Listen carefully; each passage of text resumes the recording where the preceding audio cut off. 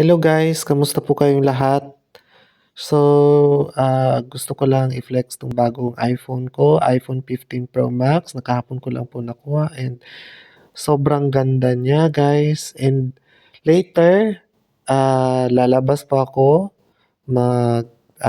try ko hindi ko ita-try, kukuha ako ng mga pictures ng mga magagandang tanawin dito sa, Germany, Berlin, and mamaya gagawa ako ng video and ipo-post ko kung gaano kaganda ang kuha ng camera ng iPhone 15 Pro Max.